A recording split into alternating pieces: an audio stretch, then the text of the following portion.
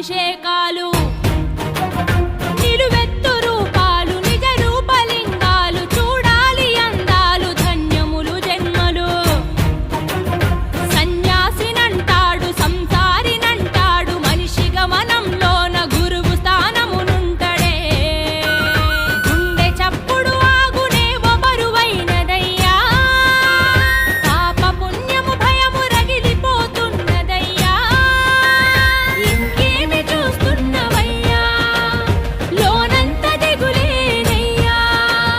ముక్కంటి నువ్వు తోడుగా ఉండవయ్యా